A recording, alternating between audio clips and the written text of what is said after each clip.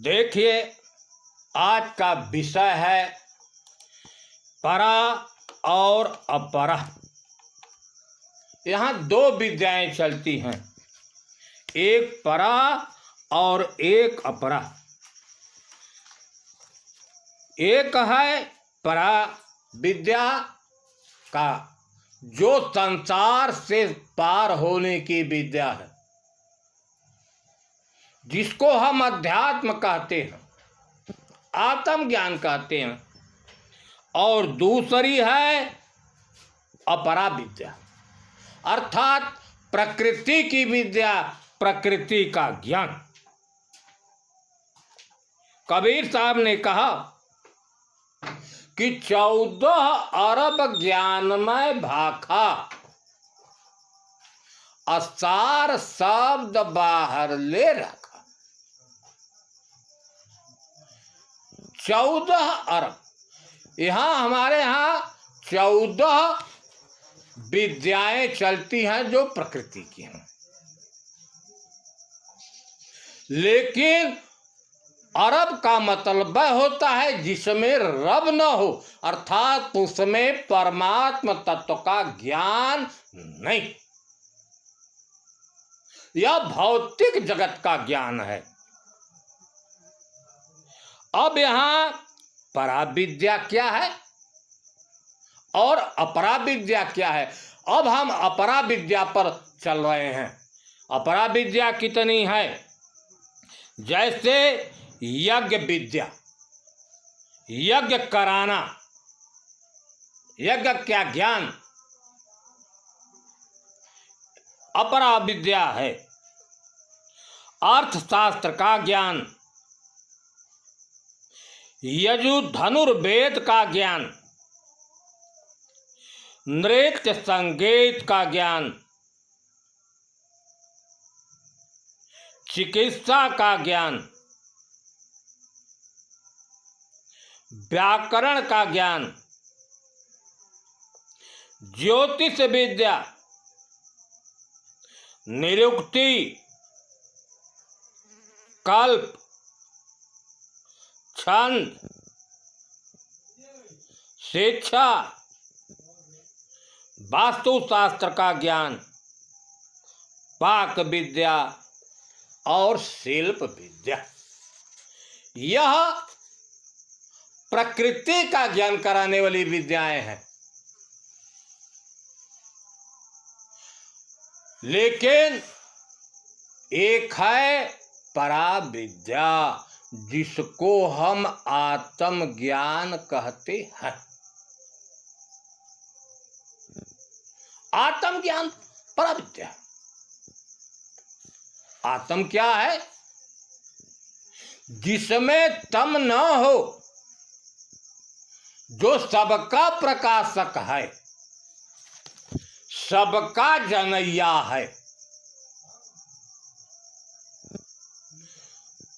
वह है परा विद्या, उसका ज्ञान। उसी को कबीर साहब ने कहा कि सार शब्द बाहर ले रखा, जो शब्दों में अर्थात प्रकृति का तत्व है, उसमें जो सार है, चेतन है,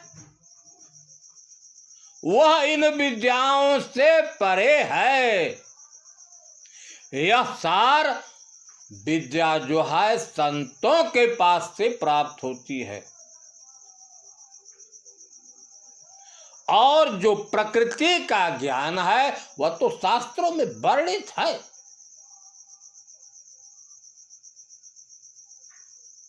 उसी सार शब्द कहा, कहीं आत्म कहा, कहीं ब्रह्म कहा, कहीं राम कहा।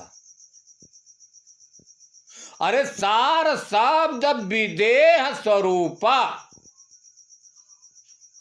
यह परा विद्या है, जिसको सार तत्व कहते हैं।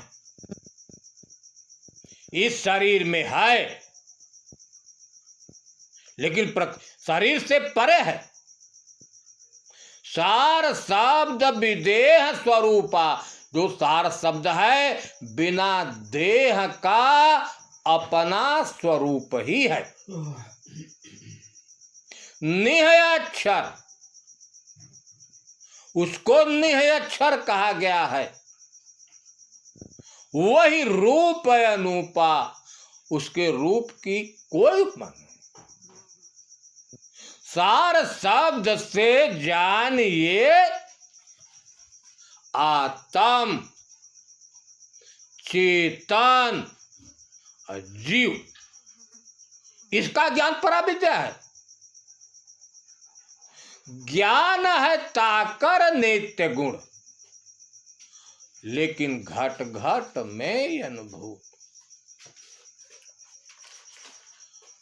उसकी अनुभूति हर घट में होती है। उसी को राम, ब्रह्म, चेतन, हरि अनेक नामों से लोगों ने कहा। इसी को, विद्या को भजन के माध्यम से लोग चार तरह से करते हैं। देखे, यही पराविद्या है। पहला है परा, दूसरा का है पश्यंती, तीसरा है मध्यमा और चौथा है वैखरी। यह चारों विद्याएं जो हैं एक परमात्मा तत्व की ही है। पराव, पहले हम चलते हैं वैखरी। वैखरी भजन क्या है? जिसको हम वाणी से पढ़ते हैं, पाठ करते हैं, चाहे गीता का हो, चाहे मानस का हो, चाहे हम कीर्तन करते हैं, चाहे कोई नाम जपते हैं, यह वैखरी है। उसके बाद दूसर का है मध्यमा। मध्यमा में नाम और रूप दोनों का प्रयोग होता है। गुरु लोग क्या करते हैं कि कोई एक रूप बता देते हैं, किसी रूप को देखो, अपना ही रूप लोग बता देते हैं कि मेरे रूप को देखो, चाहे ओम बता दे, चाहे राम बता दे, चाहे गुरु बता दे, चाहे सतनाम बता दे, कुछ भी बता दे, और कहते हैं कि इसी का जाप करो। यह मध्यमा है, यह भी पराविद्या में आ रही है। लेकिन एक है पश्यन्ति। पश्य माने होता है देखना। इसमें केवल देखने की ही क्रिया होती है, केवल देखना। साधक चाहे मूलाधार पर देखा है, चाहे त्रिकुटी पर देखा है, चाहे 10वें द्वार पर देखा है, चाहे शून्य आकाश में देखा है, केवल एक जगह दृष्टि जमा कर देखना जो है पश्यन्ति। लेकिन एक है परा। परा विद्या में कर्म नहीं होता है, केवल रहनी होती है। जो परा विद्या के जानकार हैं, जिसको संत कहते हैं, जो आत्मज्ञानी है, परा विद्या में होती है रहनी। कैसे रहनी है कि निर्माण मोहा, मान बड़ाई से दूर हो जाइए। जित संग दोषा, आपके अंदर जितने दोष हैं आप स्वतः जानते हैं दोषों को, विकारों को, उसको जीतिए। अध्यात्म नित्य। अध्यात्म क्या है? अध्य और आत्म से अध्यात्म है। अध्य माने देखने वाला और प्रकाशक। वह स्वयं इस शरीर में सबको प्रकाशित करने वाला है और सबको देखने वाला है, जिसको हम चाहे आत्मा कहें, चाहे जीव कहें, चाहे ब्रह्म, चाहे राम कहें। उसमें मन की स्थिति वे निवृत्त कामा, कोई कामना नहीं। द्वंद्व विमुक्तौ सुख दुख संग, जो आपके संग में सुख दुख है, दोनों में सम रहना।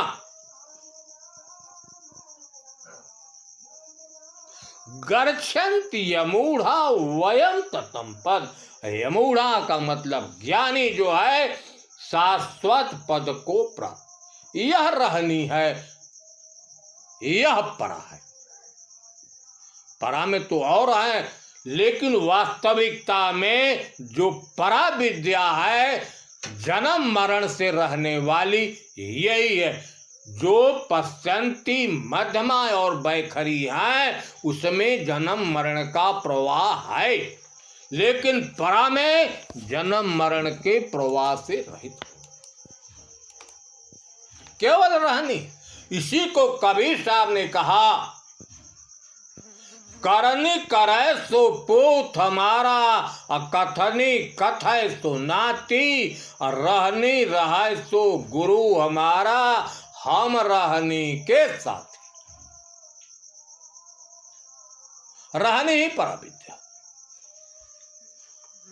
गोस्वामी जी ने लिखा रानी में कि काम कुरंगाय क्रोध कबूतर, ज्ञान के बाण सो मार गिराए, नेह कानून लगाए भले विधि, सत्य के सिंक में आनी पुआवे, पंचक मारे करे कोयला, फिर योग की आंच में आनी तपावे, या विधि लाए बनाए के खाए, अब वैष्णव हो तो कबाब के खाए। कहा काम कुरंग, जितनी कुवासना है और क्रोध है, ज्ञान के बाण से मारकर उनको भगा दीजिए। नेह का नो न लगाए। हमारा नेह कहाँ लगाए? यह मन बुद्धि कहाँ स्थित हो? सत्य। जब सत्य में स्थित हो जाएंगे, पंचक मारी करे कोयला, जो 5 विषय हैं, शब्द स्पर्श रूप रस गंध, इनको जला दी, अर्थात मन को इनसे विषयों से हटा दे। या विधि लाई बनाई के खाए, इनको मार दीजिए। अगर ऐसी रहनी बनी, तब कहा कि वही वैष्णव है। इसी पर नानक जी ने भी अपना बल दिया है कि साधो मन के मान त्यागो। है संतो, जो मन माना है उसको त्याग दो। काम क्रोध संगति दुर्जन की, जो काम है, कामना क्रोध दुष्टों की संगति, ताते या ही निशि भागो, दूर हो। आशा तृष्णा दोनों त्यागो। जितने आशाएं हैं, तृष्णा माने चाह है, उसको हटा दो। और मान अपमानो, मान अपमान से दूर। हर्ष शोक से रहे अतीता, हर्ष और शोक से अति। जिन जग तत्व पिछाने, हर्ष शोक का संबंध प्रकृति के तत्वों से ही है। निंदा या स्तुति दोनों त्याग। चाहे कोई निंदा करे चाहे स्तुति, दोनों में सब। खोजो पद निर्वाणो, जो निर्वाण है, विशुद्ध है, अर्थात मन वाणी की परे है, उसको खोजो।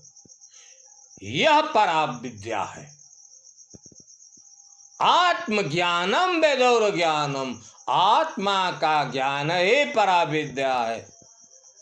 केवल एक पराविद्या है जो भव सागर से पार होने के लिए नाव है, और जो अपराविद्या है वह संसार सागर में जा, उससे भौतिक वस्तुओं का ज्ञान होता है।